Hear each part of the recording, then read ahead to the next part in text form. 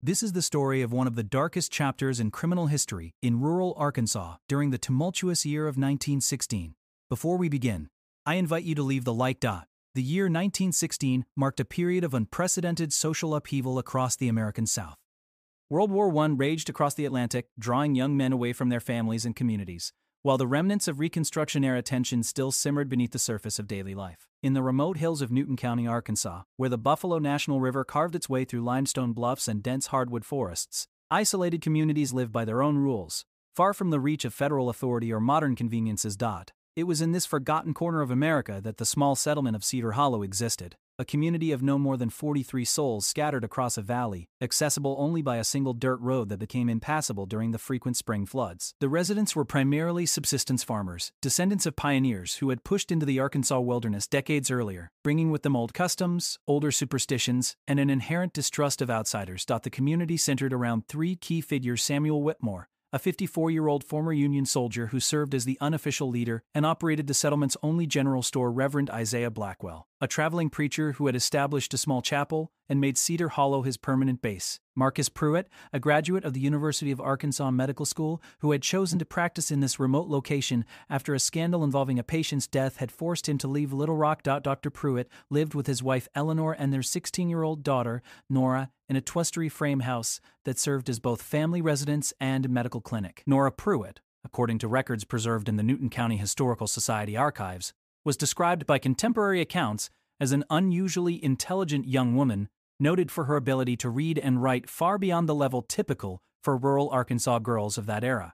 She assisted her father in his medical practice, demonstrating what several witnesses described as an almost uncanny ability to diagnose ailments and predict the course of illnesses.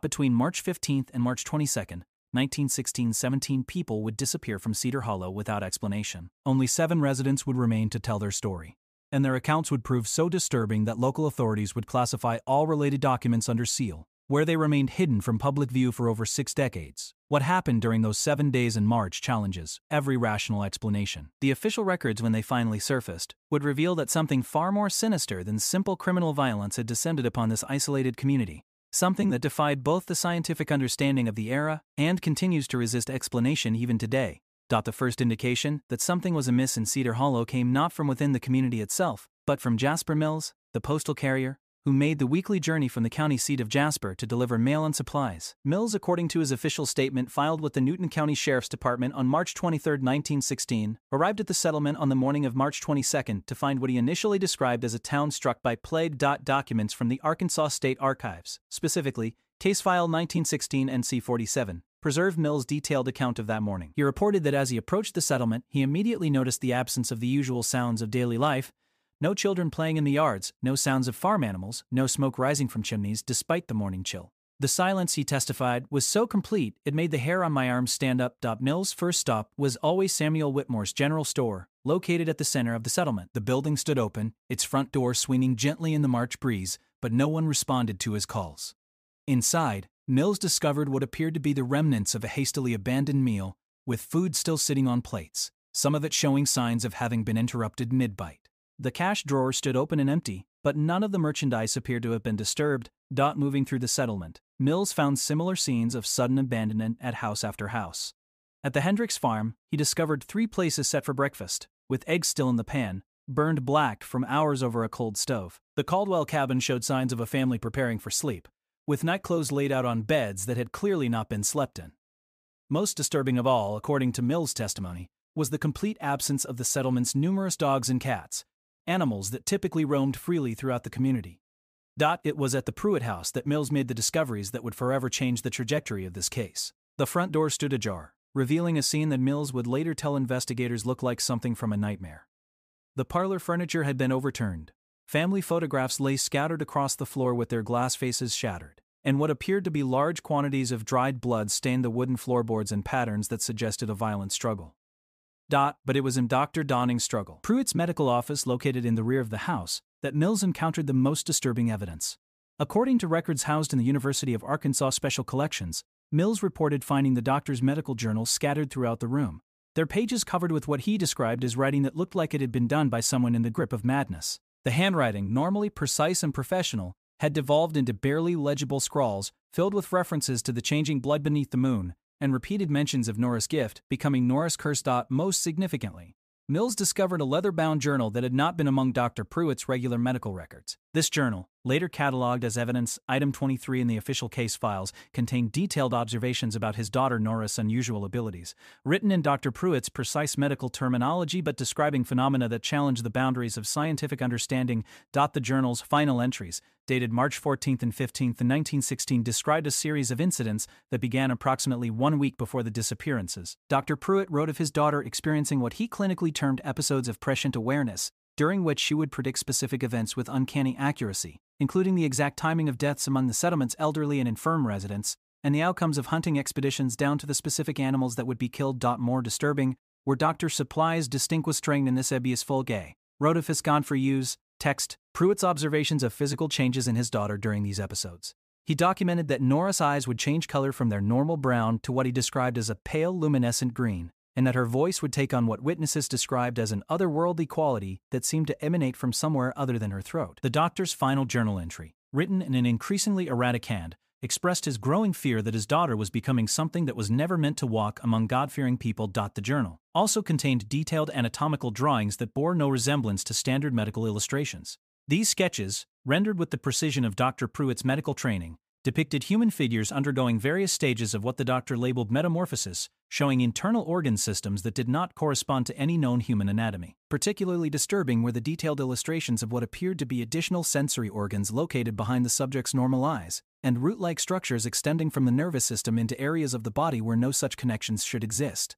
Mills' investigation of the settlement revealed that 7 residents remained elderly: Jonas Whitmore, Samuel's father Mary Catherine Hendricks, a widow in her 70s, the 3 Bishop children, ages 6, 9, and 11, found huddled together in their family's root cellar, and Thomas and Sarah McKinnon, and 11 found huddled together in their family's root cellar, and Thomas and Sarah McKinnon, and 11 found huddled together in their family's root cellar, and Thomas and Sarah McKinnon, and 11 found huddled to a young married couple who had barricaded themselves in their cabin and refused to come out until Mills convinced them he was not one of them that came back wrong. The surviving witnesses, when finally coaxed into providing statements, offered accounts that law enforcement officials found so incredible that Sheriff Edmund Corey initially suspected mass hallucination or deliberate fabrication. However, the consistency of their testimonies, combined with the physical evidence found throughout the settlement, forced investigators to document their claims, regardless of how impossible they seemed. Jonas Whitmore, according to transcripts preserved in the Newton County Courthouse basement archives, testified that the troubles began on March 15 when Nora Pruitt had visited his son's store to purchase supplies for her family. The elderly man claimed that during this visit Nora had correctly predicted the exact time of death for Mrs. Elizabeth Fowler, a settlement resident who had been suffering from consumption but was not expected to die for several weeks. When Mrs. Fowler died at precisely the time Nora had specified, word spread quickly through the small community. Mary Catherine Hendricks provided testimony that proved even more disturbing. She claimed to have witnessed Nora Pruitt on the evening of March 16, standing in the settlement's small cemetery, apparently conversing with individuals who were not visible to other observers. According to Hendricks, Nora appeared to be receiving instructions from these unseen figures, nodding and responding as though engaged in detailed conversation. Most chilling was Hendricks' claim that she could hear what sounded like multiple voices responding to Nora, though she could see no one else present in the cemetery. The Bishop children, despite their youth, provided the most detailed account of the night when the disappearances occurred. 10-year-old Rebecca Bishop, speaking for her younger siblings, told investigators that they had been awakened during the night of March 21 by what she described as singing that didn't sound like any person singing, looking out their cabin window. The children claimed to have seen Nora Pruitt leading a procession of settlement residents toward the dense woods that bordered Cedar Hollow to the north. According to Rebecca's testimony, the procession moved in complete silence except for the strange singing, which seemed to come from the air itself rather than from any of the people involved. Most disturbing was the child's description of the participants' behavior. They walked with an unnaturally synchronized gait, their heads tilted at identical angles, and their arms swinging in perfect unison. Rebecca reported that some of the people in the procession were individuals she knew to be dead, including Mrs. Asinkle C's were individuals deceased. Fowler, who had been buried just days earlier, and old Henry Caldwell, who had died the previous winter. The children remained hidden in their root cellar until Mills discovered them nearly 12 hours later, too terrified to venture outside, despite their growing hunger and thirst. When asked what had happened to Nora Pruitt herself, Rebecca could only say that she had seen her at the head of the procession, but that she looked different, like she was taller and her face was wrong somehow. Sheriff Edmund Corey arrived in Cedar Hollow on March 24, 1916. Accompanied by Deputy Frank Morrison and Dr. William Patterson from Jasper, bringing with them what records from the Arkansas Department of Public Safety describe as the first formal criminal investigation ever conducted in Newton County's remote settlements. Sheriff Corey, a veteran of 15 years in law enforcement who had served as a deputy during the notorious Hatfield-McCoy feuds along the Arkansas-Kentucky border, would later write in his official report that nothing in his experience had prepared him for what he discovered in Cedar Hollow. The initial investigation, documented in Case File 1916 NC-47, housed in the Arkansas State Archives, reveals a systematic attempt by local authorities to find rational explanations for the mass disappearance. Sheriff Corey's methodical approach involved cataloging physical evidence, interviewing witnesses, and searching the surrounding wilderness for any trace of the missing residents. His daily reports, preserved in the Newton County Sheriff's Department historical records, paint a picture of growing frustration as conventional investigative methods failed to yield meaningful results. Dr. Decide of Times on the mediated in quotes, Will 0T. Patterson's medical examination of the Pruitt house, detailed in his forensic report dated March 25, 1916, identified multiple sources of human blood throughout the residence. However, his analysis revealed inconsistencies that challenged standard forensic understanding. The blood samples, when subjected to the primitive testing methods available in 1916, appeared to belong to multiple individuals, yet showed chemical compositions that Dr. Patterson described as unlike any human blood I have previously examined in 23 years of medical practice. Most puzzling was Dr. Test Patterson's discovery that some blood samples contained cellular structures that bore no resemblance to normal human blood cells. His handwritten notes, preserved in the University of Arkansas Medical Center archives, describe finding elongated crystalline formations within the blood plasma that appear to pulse with their own internal rhythm even hours after collection. The doctor's growing bewilderment is evident in his increasingly erratic documentation, culminating in his final report's admission that the evidence suggests biological processes that exist outside the boundaries of established medical science. Sheriff Corey's interviews with the surviving witnesses revealed additional disturbing details that had not emerged during Nils' initial discovery. Jonas Whitmore, when pressed for more specific information about the events leading up to the disappearances, provided testimony that fundamentally challenged the investigators' assumptions about the case's timeline. According to court transcripts from the Newton County Circuit Court, dated April 2, 1916, Whitmore claimed that the strange occurrences in Cedar Hollow had actually begun several months earlier, in late 1915, but had been deliberately concealed by Dr. T. in Polstein, Pruitt, and other community leaders. Whitmore's expanded testimony revealed that Nora Pruitt's unusual abilities had first manifested during a severe influenza outbreak that struck Cedar Hollow in November 1915.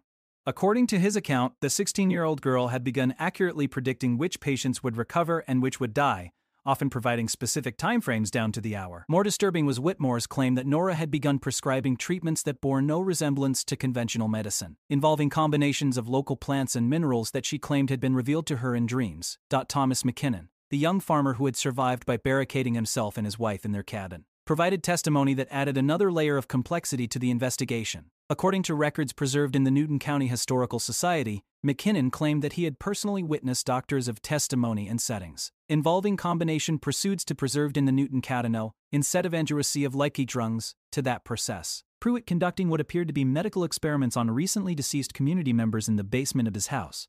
These experiments, according to McKinnon's sworn statement, involved the injection of unknown substances into corpses, after which the bodies would exhibit signs of movement and responsiveness that persisted for hours after death. McKinnon's wife Sarah, though initially reluctant to speak with investigators, eventually provided corroborating testimony that proved even more disturbing.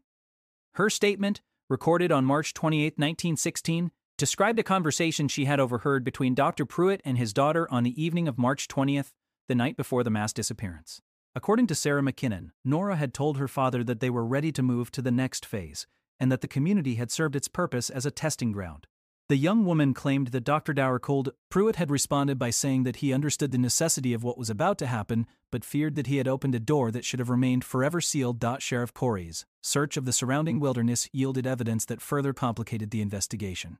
His reports described the discovery of multiple campsites in the dense forest north of Cedar Hollow, campsites that showed signs of recent occupation but contained no personal belongings or identifying materials. More puzzling was the discovery of large circular clearings in areas where the forest canopy had been dense and undisturbed for decades. These clearings, according to the sheriff's measurements, were perfectly circular, with diameters ranging from 30 to 50 feet, and showed no signs of burning, cutting, or other conventional methods of forest clearing. Within these clearings, investigators found what Sheriff Corey's reports describe as arrangements of stones and organic materials in geometric patterns that suggest deliberate construction but serve no discernible purpose. The organic materials, when examined by Dr. Today's and Europarents, and said, Patterson, proved to be a mixture of human and animal bones, some showing signs of recent placement, while others appeared to have been in position for months or possibly years. Most disturbing was the discovery that some of the human bones showed evidence of deliberate modification, with holes drilled in precise patterns and symbols carved into the surface, that bore no resemblance to any known cultural or religious markings.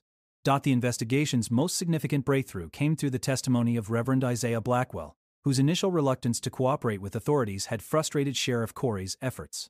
When finally compelled to provide a formal statement on April 5, 1916, Reverend Blackwell revealed information that fundamentally altered the investigators' understanding of the case. According to transcripts preserved in the Arkansas Conference of the Methodist Church Archives, Blackwell admitted that he had been aware of unusual activities in Cedar Hollow for nearly a year before the mass disappearance, but had chosen not to report them due to what he termed the theological implications of what I was witnessing. Reverend Blackwell's statement revealed that Dr. Pruitt had approached him in the fall of 1915, seeking guidance about his daughter's developing abilities. The doctor had described Nora's prescient powers in terms that suggested they extended far beyond simple intuition or medical knowledge.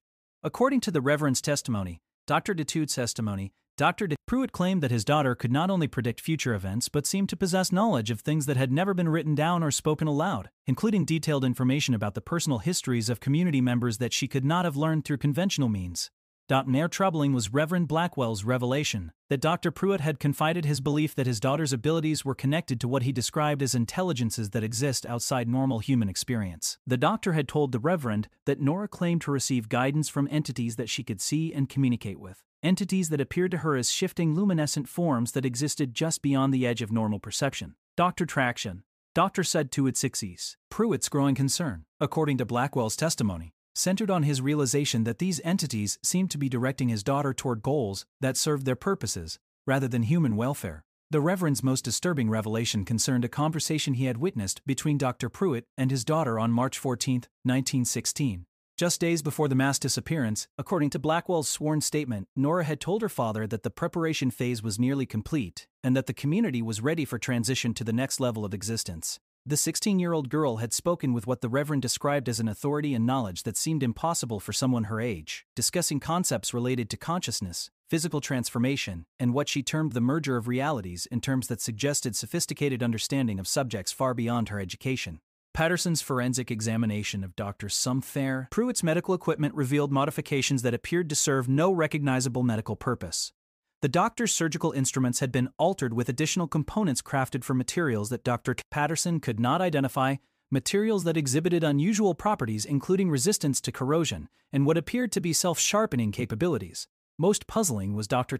Patterson's discovery of what he described as injection devices designed for the administration of substances directly into the brain tissue of living subjects, devices that bore no resemblance to any medical equipment in use during that period. The investigation's final phase involved an extensive search for any trace of the 17 missing residents. Sheriff Corey organized search parties that combed the wilderness for miles in every direction from Cedar Hollow, employing tracking dogs brought in from Little Rock and consulting with local hunters who knew the terrain intimately. Despite these efforts, no physical evidence of the missing individuals was ever discovered. No clothing, personal belongings, or human remains that could be definitively linked to the disappeared residents. However, the search parties did uncover evidence that suggested the missing individuals had not simply vanished without a trace. Multiple witnesses reported finding footprints in remote areas of the forest.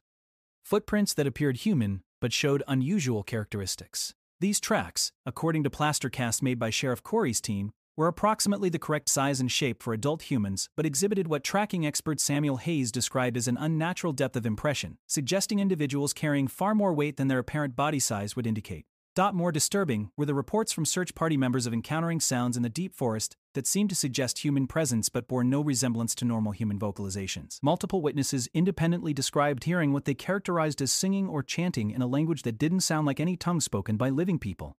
Sounds that seemed to move through the forest in patterns that suggested organized group activity but always remained just beyond visual range of the search parties. The case of Cedar Hollow remained buried in local archives for nearly 5 decades until Dr. Sirius. Margaret Rothschild, a professor of anthropology at the University of Arkansas, encountered references to the 1916 disappearances while researching patterns of rural depopulation in the Arkansas's Ozarks during the early 20th century. Dr. Today's at the 5-year Rothschild. Rothschild's initial interest, documented in her research proposal submitted to the National Science Foundation in 1963, focused on the socio-economic factors that led to the abandonment of isolated communities throughout the region.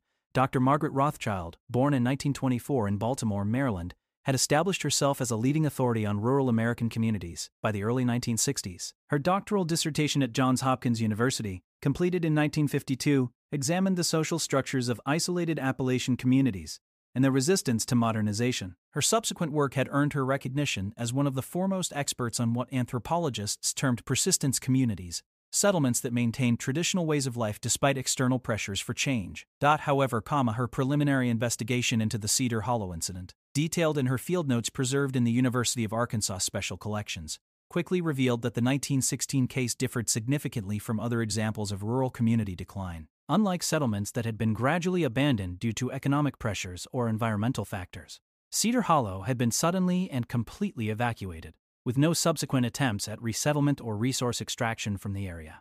More intriguing was Dr. Cedarfied Fan in Verrill Bay, making zero the resources times. Rothschild's discovery that the land encompassing the former settlement had been quietly purchased by a consortium of private investors in 1923, and had remained undeveloped and largely inaccessible to the public ever since. The land acquisition records, housed in the Newton County Courthouse and painstakingly reconstructed by Drs. Rothschild's research assistant James Morrison, revealed a complex web of shell corporations and holding companies that ultimately traced back to a group of investors with connections to medical research facilities in Chicago, Boston, and Montreal. These investors, according to documents filed with the Arkansas Secretary of State's office, had specifically prohibited any development or public access to the Cedar Hollow area, establishing what amounted to a permanent preservation zone with no apparent commercial or conservation states.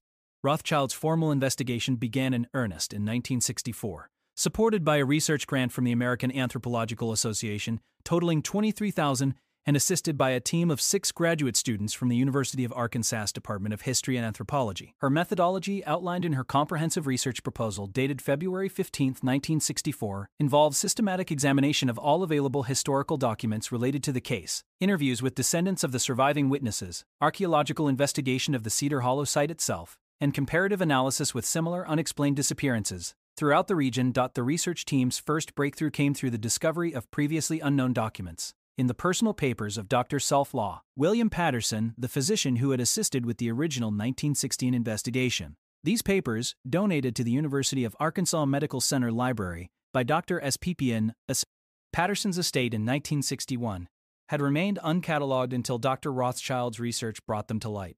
The collection included not only Dr. and Sevilla death and Patterson's professional notes but also extensive personal correspondence with colleagues at medical institutions across the United States. Correspondence that revealed the true extent of his bewilderment at the Cedar Hollow evidence. Among Dr. Patterson's personal notes were detailed descriptions of his forensic findings that had been omitted from his official reports, apparently due to concerns about their credibility and potential impact on his professional reputation. Dr. Patterson's private documentation revealed that he had conducted far more extensive analysis of the physical evidence than his official reports indicated, including microscopic examination of tissue samples, chemical analysis of blood evidence, and consultation with specialists in fields ranging from pathology to what he described as experimental biology. Dr. Fax resenting Patterson's private notes, transcribed in full in Dr. Rothschild's research documentation, revealed that his examination of the blood evidence from the Pruitt house had yielded results so anomalous that he had sought consultation with colleagues at medical schools in Memphis and New Orleans, as well as with researchers at the newly established Rockefeller Institute for Medical Research in New York. The blood samples, according to Dr. Patterson's confidential correspondence, contained cellular structures that appeared to be in a state of continuous transformation, shifting between recognizably human characteristics and configurations that bore no resemblance to any known biological forms. Most significant was Dr. Patterson's Bohr 2050, Patterson's documentation of his attempts to preserve tissue samples for extended study. According to his private notes, samples taken from the Pruitt house remained biochemically active for weeks after collection, exhibiting what he described as purposeful organizational behavior that suggested the presence of some form of directing intelligence within the biological material itself. The samples appeared to respond to external stimuli in coordinated patterns, growing or contracting in response to changes in temperature, light exposure, and even proximity to other biological materials. Dr. Patterson's correspondence with Dr. Harrison Montgomery at the Rockefeller Institute, preserved in both institutions' archives, reveals that Montgomery had requested samples for analysis at his own laboratory. However, Dr. Stempechu's and temperature stamping but that is implied in prive. Patterson's final letter to Montgomery, dated May 28, 1916, expressed his growing alarm at the sample's behavior and his decision to destroy all remaining material. According to this letter, the samples had begun exhibiting what Dr. Duplank T.A. Patterson described as apparent attempts at communication, developing structures that resembled primitive sensory organs and producing organized patterns of biochemical activity that seemed to respond to human presence and attention. Dr. Rothschild's team also uncovered correspondence between Sheriff Edmund Corey and Arkansas State Police investigators that revealed the existence of similar incidents in other remote communities throughout the Arkansas Ozarks during the same general time period. Classified as confidential communications and housed in the Arkansas Department of Public Safety Historical Archives, described at least 7 other cases between 1914 and 1918 involving unexplained disappearances of entire families or small communities, all sharing common characteristics with the Cedar Hollow incident. The most detailed of these parallel cases involved the settlement of Crow's Nest Ridge, located approximately 40 miles southeast of Cedar Hollow, where 11 residents had disappeared in August 1917, under circumstances that bore striking similarities to the Nora Pruitt case. According to the confidential police reports uncovered by Dr. Rothschild's team, the Crow's Nest Ridge incident had also involved a young woman, 17-year-old Elizabeth Morrison, who had exhibited unusual predictive abilities and had been seen leading the missing residents into the surrounding wilderness on the night of their disappearance. Additional cases documented in the state police files included the complete evacuation of Miller's Creek Station in July 1915, where 8 families vanished simultaneously, leaving behind prepared meals and personal belongings, the disappearance of the entire faculty and student body of Pine Valley Seminary, a small religious school, in October 1917, and the abandonment of Whispering Hollow, a mining community, where 23 residents disappeared in a single night in January 1918, leaving behind mining equipment still running and fires still burning in their homes.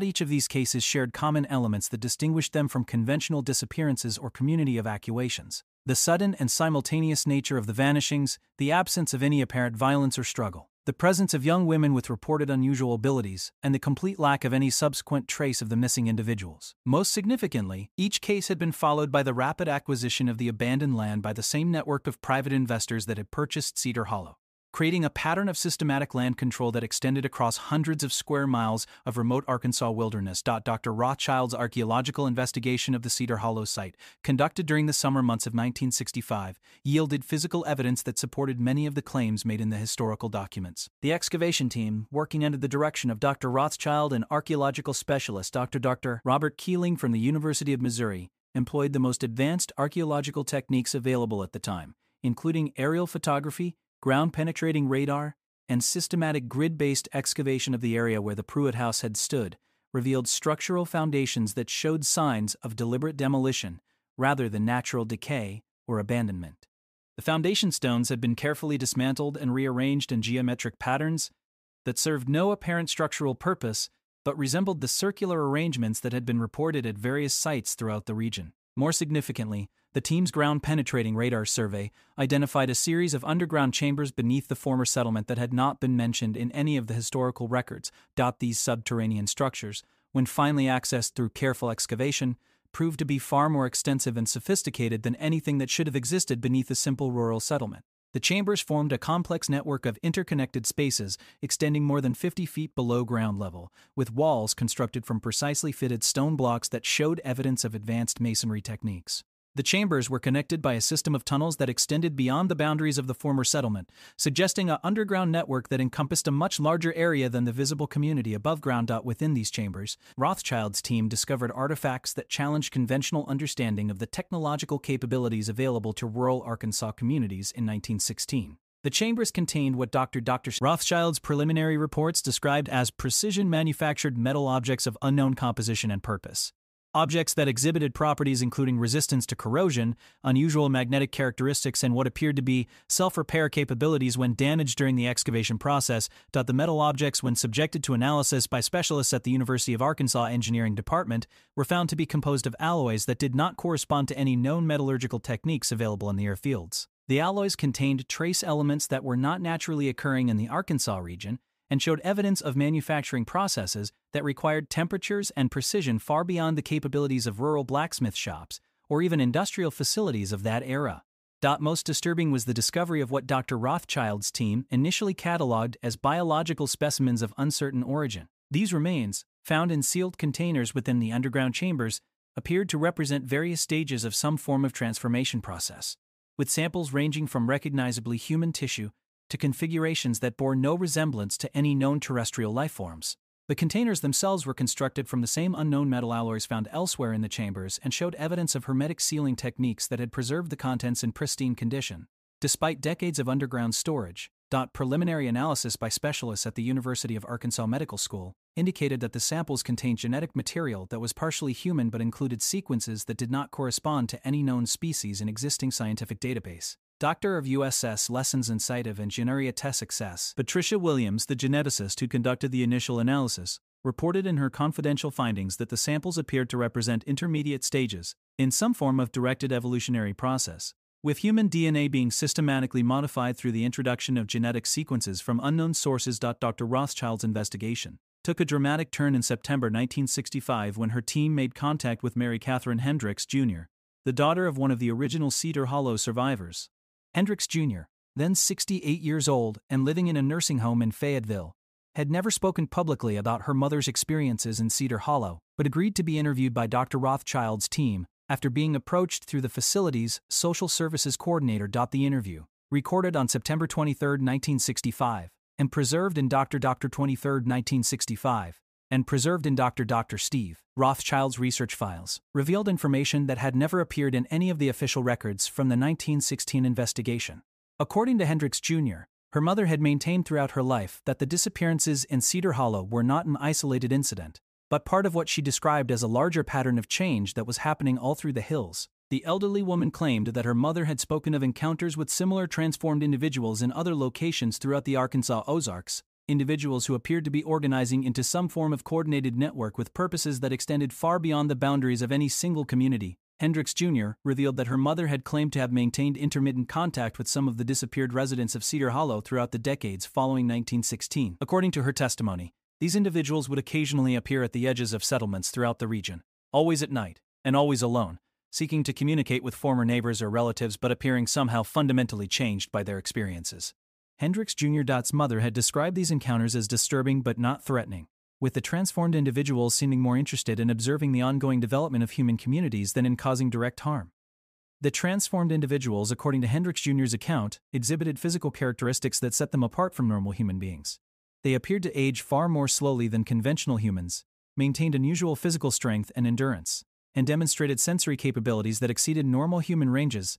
Most disturbing was her mother's description of their eyes, which she claimed had taken on the same luminescent green coloration that witnesses had reported in Nora Pruitt during her episodes of prescient awareness. Dr. Rothschild's team attempted to verify these claims through interviews with other descendants of Cedar Hollow survivors, but encountered resistance from family members who seemed reluctant to discuss their ancestors' experiences. However, the researchers did uncover a pattern of similar stories throughout the region, stories that had been passed down through families but rarely shared with outsiders. These accounts consistently described encounters with individuals who appeared human but exhibited unusual physical characteristics and demonstrated knowledge of personal family information that they could not have acquired through normal means. The research project expanded its scope to include interviews with residents of other communities throughout the Arkansas, focusing on areas where similar unexplained disappearances had been reported. This broader investigation revealed a network of persistent local legends and family stories that suggested the phenomenon documented in Cedar Hollow was part of a much larger pattern of activity throughout the region.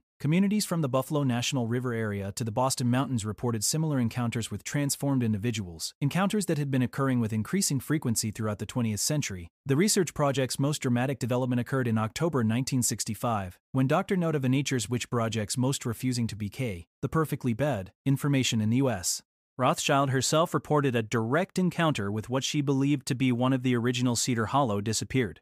According to her confidential research notes dated October 15, 1965, Dr. Spag, Tikanami Alano, on a view. Rothschild was conducting late-night research in the university library when she was approached by a woman who identified herself as Nora Pruitt and claimed to have information relevant to Dr. Rothschild's investigation. Dr. Rothschild's detailed description of this encounter, preserved in her personal research files, described a woman who appeared to be approximately 30 years of age but claimed to be the same Nora Pruitt, who had been 16 and 9. The woman demonstrated detailed knowledge of the Cedar Hollow incident that went far beyond what could have been learned from the available historical records, including accurate descriptions of private conversations and personal details that had never been documented in any official sources. according to Dr. Funnelance according to Dr. Simon and Dedbende and Time. Rothschild's observations was consistent with the descriptions provided by witnesses to the original 1916 incident, but showed signs of the unusual characteristics that had been reported in other encounters with transformed individuals. Her eyes exhibited the distinctive green luminescence that had been noted in multiple historical accounts, and she displayed an unusual quality of movement that Dr. Rothschild described as simultaneously graceful and somehow not quite human. Most disturbing was this woman's explanation of what had actually occurred in Cedar Hollow in 1916. Rothschild's notes: the woman claiming to be Nora Pruitt described the disappearances not as deaths or abductions, but as a voluntary transformation process that had been ongoing in isolated communities throughout North America for centuries.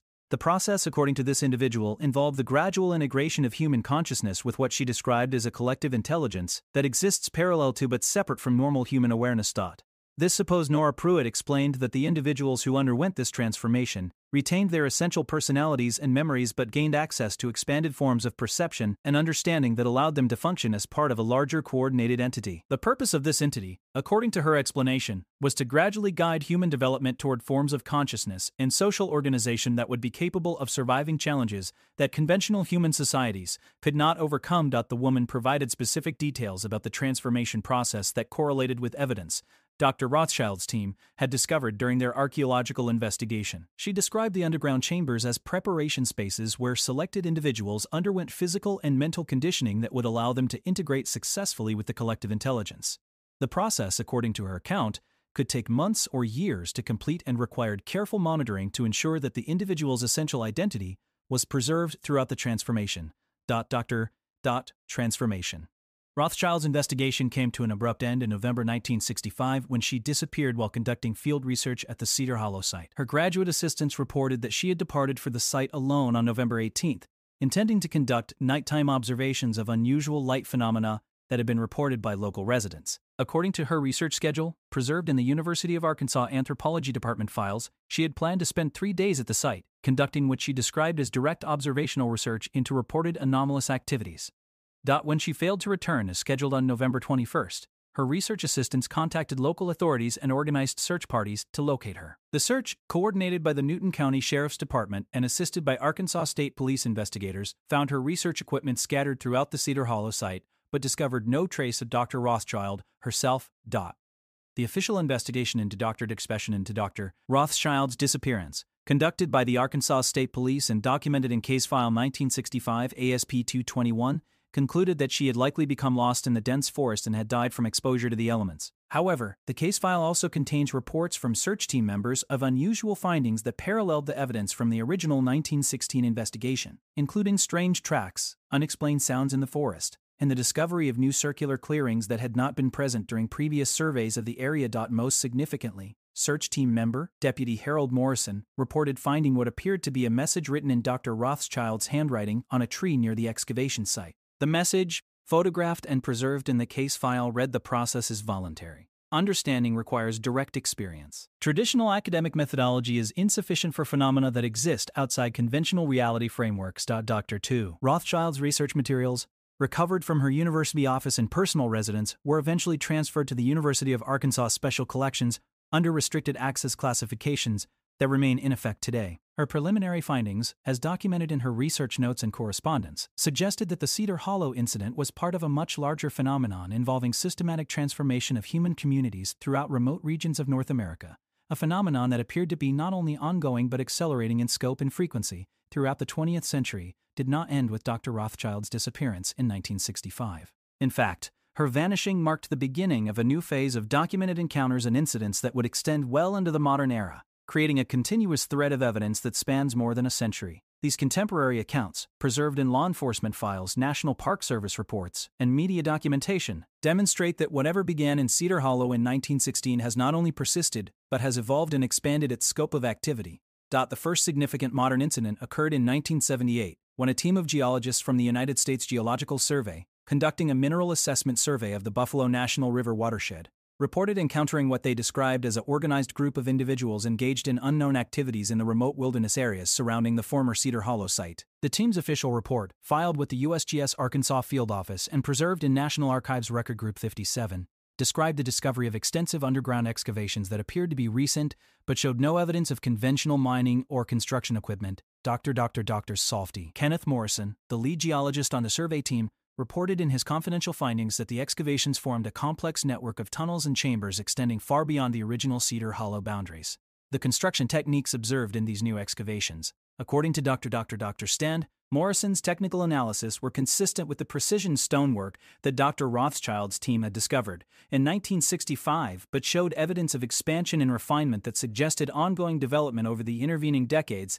Most disturbing was the survey team's encounter with individuals who appeared to be supervising the excavation work. According to the sworn statements of team members Michael Brennan and Sarah Collins, preserved in USGS Internal Incident Report 1978 AR-33, these individuals demonstrated detailed knowledge of the Geological Survey's activities and appeared to have been expecting their arrival. The individuals, described as appearing to be between 30 and 40 years of age, exhibited the distinctive physical characteristics that had been reported in historical accounts: unusual eye coloration, enhanced physical capabilities, and a quality of movement that witnesses consistently described as not quite human. The 1978 encounter established a pattern that would be repeated numerous times over the following decades. The individuals encountered by the Geological Survey team made no attempt to conceal their activities or avoid contact with the researchers.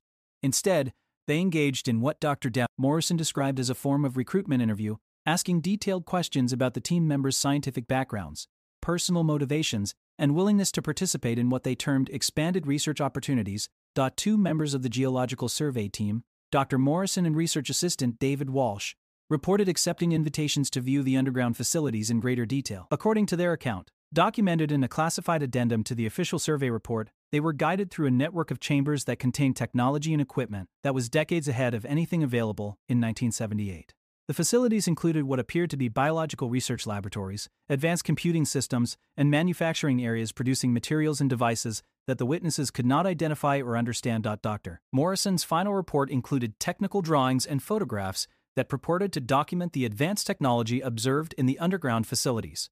However, when the USGS attempted to verify these materials through independent analysis, they found that the photographs showed only empty cave systems with no evidence of the sophisticated equipment that Dr. Morrison had described.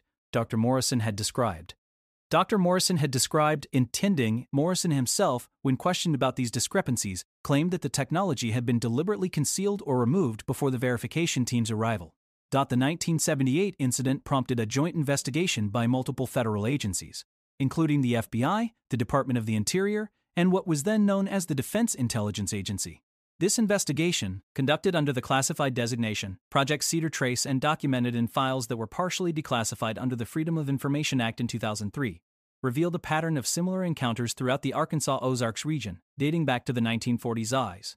The Project Cedar Trace files include reports from National Park Service rangers, Forest Service personnel, and local law enforcement officials describing encounters with individuals who matched the physical descriptions provided in historical accounts of the Cedar Hollow incident. These encounters typically occurred in remote wilderness areas and involved individuals who demonstrated advanced knowledge of natural sciences, possessed technology that appeared to be decades ahead of contemporary capabilities, and showed particular interest in recruiting people with specialized technical or scientific backgrounds. Ranger Thomas Whitfield of the Buffalo National River, whose reports span a 20-year period from 1968 to 1988, documented 17 separate encounters with what he termed the Hollow people in his official incident logs.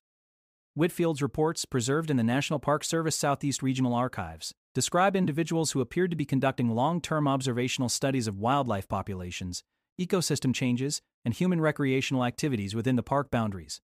According to Whitfield's documentation, these individuals possessed detailed knowledge of park operations, visitor patterns, and ecological conditions that exceeded what could have been obtained through casual observation. They demonstrated the ability to predict weather patterns, animal behavior, and even specific visitor activities with accuracy that Whitfield described as supernatural in its precision.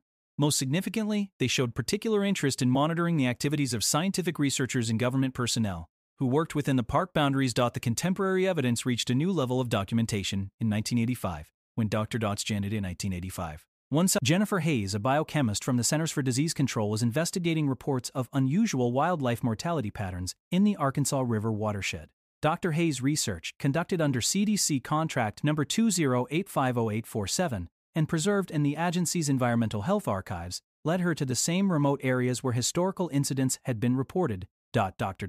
Hayes' encounter detailed in her confidential research report dated November 12, 1985, involved direct contact with individuals who identified themselves as descendants of the original Cedar Hollow community. These individuals, according to Dr. Secura Leopathe in Securely Personality Hayes' account, had maintained a continuous presence in the region for nearly 70 years, establishing a parallel society that operated alongside but separate from conventional human communities. The individuals Dr. Hayes encountered demonstrated advanced understanding of biochemistry, genetics, and environmental science that exceeded the capabilities of mainstream scientific institutions. They showed her research facilities that contained equipment for genetic analysis and biological modification that would not become available to conventional science for another 2 decades. Most remarkably, they presented her with solutions to the wildlife mortality problems she had been investigating, solutions that proved to be completely effective when implemented. Dr. Hayes' report describes a society that had achieved remarkable advances in biotechnology and what she termed consciousness integration. The individuals she encountered appeared to be engaged in long-term projects aimed at developing sustainable relationships between human communities and natural ecosystems. Projects that required capabilities and perspectives that extended far beyond conventional scientific understanding. The technological capabilities demonstrated by these individuals included biotechnological applications that could modify genetic sequences in real time, environmental management systems that could predict and prevent ecological disruptions in advance, and communication methods that appeared to operate through direct consciousness transfer rather than conventional language or electronic systems. Hayes' report concludes with her assessment that these capabilities represented evolutionary developments in human potential that challenge fundamental assumptions about the limits of biological and cognitive development. The pattern of contemporary encounters reached its most dramatic manifestation in the 1990s when advances in video technology allowed for the first visual documentation of the phenomena that had been reported for decades. In 1994, a research team from the Discovery Channel, investigating reports of unusual wildlife behavior in the Buffalo National River area, captured footage that would become the subject of intense analysis and debate within both scientific and intelligence communities. The footage, shot by wildlife photographer Marcus Chen and sound technician Rebecca Morrison, documented what appeared to be a coordinated gathering of several dozen individuals in a remote section of the Buffalo National River wilderness. The individuals in the footage exhibited the physical characteristics that had been reported in historical accounts: unusual height, distinctive eye coloration, and patterns of movement that appeared somehow non-human despite their fundamentally human appearance. Most significantly, the footage captured evidence of technology that was clearly decades ahead of anything available in 1994. The individuals were observed using devices that appeared to be portable computers with capabilities that would not become commercially available until the 2010s, communication systems that operated without any visible infrastructure, and what appeared to be aircraft that moved silently through the forest canopy without any visible means of propulsion. Analysis of the footage by experts at the Pentagon's Defense Advanced Research Projects Agency, documented in Classified Technical Report DARPA 94 AR7, concluded that the technology observed in the footage represented capabilities that were at least 20 years ahead of current military and civilian technological development. The report's authors noted that the individuals in the footage appeared to be conducting what looked like a scientific conference, sharing information and coordinating activities across a much larger geographic area than had been previously suspected. The Discovery Channel research team's investigation was cut short when both Chen and Morrison disappeared while conducting follow-up filming in the same area. Their disappearance, investigated by the FBI and documented in Case File 94 LR 456, followed the same pattern as previous incidents. Their equipment was found scattered throughout the forest, but no trace of the individuals themselves was ever discovered. However, their final footage, recovered from cameras found at the scene, contained additional material that had not been present in their earlier recordings. This final footage, which remains classified under national security provisions, reportedly shows Chen and Morrison engaged in conversation with several of the individuals they had been documenting. According to sources familiar with the classified material, the conversations reveal that the disappeared researchers had been invited to participate in what was described as the next phase of human development, and that they had agreed to undergo the same transformation process that had been occurring in isolated communities throughout North America for more than a century. The most recent documented incidents have occurred in the digital age, when satellite imagery and electronic surveillance systems have provided new forms of evidence for the ongoing activities in the Cedar Hollow region.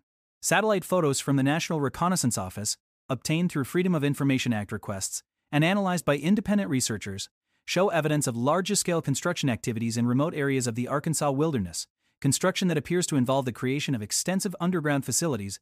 These satellite images, dating from 2003 to present, reveal the systematic development of a network of connected sites throughout the Arkansas Ozarks, sites that show evidence of advanced construction techniques and infrastructure development that has been carried out without any permits, environmental impact assessments, or public notification. The construction appears to be coordinated across hundreds of square miles of wilderness area and involves earth-moving activities that would require sophisticated heavy equipment, yet no such equipment has ever been observed entering or leaving the construction sites. Electronic surveillance systems operated by the National Security Agency have detected communication signals originating from these remote construction sites, signals that employ encryption and transmission techniques that are decades ahead of current commercial or military capabilities. Analysis of these signals documented in classified NSA Technical Bulletin 2018 SIGINTAR indicates that the communications are coordinating activities across a network that extends throughout North America and possibly to other continents. Most recently, in 2019, a team of investigative journalists from the Arkansas Democrat-Gazette, investigating reports of illegal construction activities in the Buffalo National River area,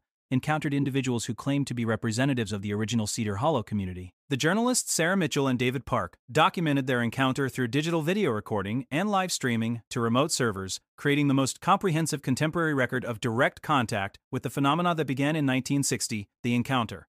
Preserved in the newspaper's digital archives and backup systems maintained by the Arkansas Press Association, shows individuals who appear to be in their 30s and 40s but claim to have been present during events stretching back to the early 20th century. These individuals demonstrated detailed knowledge of current events, scientific developments, and technological capabilities that suggested access to information and resources far beyond what should be available to people living in remote wilderness areas. Most significantly, the individuals encountered by the journalists explained that the transformation process that began in Cedar Hollow in 1916 has evolved and expanded throughout the 20th and 21st centuries. According to their account, what started as isolated incidents involving individual communities has developed into a coordinated network of transformed human communities that now operates on a global scale, working to address challenges ranging from environmental degradation to social conflict to what they described as evolutionary bottlenecks in human development. The journalists' encounter was interrupted when technical difficulties caused their communication systems to fail and their recording equipment to malfunction. When they attempted to return to the same location the following day, they found no trace of the individuals they had encountered, and subsequent attempts to locate them have been unsuccessful. However, the material they had already transmitted to their remote servers provides the most detailed contemporary documentation of the ongoing activities that trace their origins back to the events in Cedar Hollow more than a century ago. The case of Nora Pruitt and the disappearances at Cedar Hollow represents one of the most extensively documented yet persistently mysterious incidents in American criminal history. Over more than a century of investigation, research, and encounters, a consistent pattern has emerged that challenges our fundamental understanding of human potential, social organization, and the nature of consciousness itself. The evidence preserved in historical archives, research documentation, and contemporary reports suggests that what began in a small Arkansas settlement in 1916 was not an isolated incident but rather a manifestation of a much larger phenomenon that has been systematically transforming human communities throughout North America. For generationsdoc.com/AIS, the individuals who disappeared from Cedar Hollow appear to have undergone a process that enhanced their physical capabilities, expanded their cognitive abilities, and integrated them into a collective intelligence that operates according to principles that extend far beyond conventional human understanding. What makes the Cedar Hollow case particularly significant is not just the mystery of what happened to the disappeared residents, but the growing body of evidence that suggests these individuals have maintained an active presence in the region for more than a century. The pattern of encounters documented by researchers, government officials, and civilians indicates that the transformation process has continued to evolve and expand, creating a parallel human society that exists alongside but separate from conventional civilization. The testimony of witnesses throughout the decades consistently describes encounters with individuals who appear fundamentally human limitations. These individuals seem to be engaged in long-term projects related to environmental management, technological development, and social organization that operate on timescales measured in centuries rather than years or decades. But perhaps most disturbing is the evidence that this parallel society has been actively recruiting new members throughout the 20th and 21st centuries, targeting individuals with specialized knowledge, strong moral principles, and what witnesses describe as spiritual readiness for transformation. The recruitment process appears to be voluntary, with individuals being offered the opportunity to undergo the same transformation that occurred in Cedar Hollow,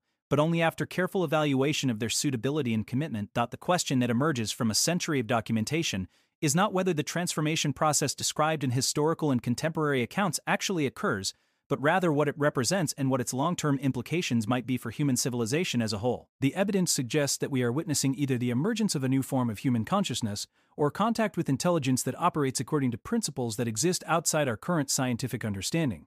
For those who might encounter individuals exhibiting the characteristics described in these accounts, certain warning signs should be recognized and carefully considered. Individuals connected to the Cedar Hollow phenomenon typically demonstrate unusual knowledge of personal information that they should not possess, display physical capabilities that exceed normal human ranges, and show particular interest in recruiting people with scientific, technical, or spiritual backgrounds. These individuals often appear in remote wilderness areas, particularly in regions with histories of unexplained disappearances or unusual incidents. They may approach potential recruits with offers to share advanced knowledge or to participate in research projects that promise solutions to environmental or social problems. While witnesses consistently report that these individuals are not threatening or coercive, the transformation process they represent appears to be irreversible and involves fundamental changes to human consciousness and physical existence. So, if you encounter individuals who match these descriptions, particularly in remote areas of Arkansas, Missouri, or other regions with documented histories of similar incidents, you should be aware that you may be experiencing contact with the network that originated in Cedar Hollow. While the choice to engage with these individuals appears to remain voluntary, the decision carries implications that extend far beyond conventional understanding of human existence and social organization. 17 people entered the forests around Cedar Hollow in March 1916. 7 survived to tell their story, but the others did not simply disappear.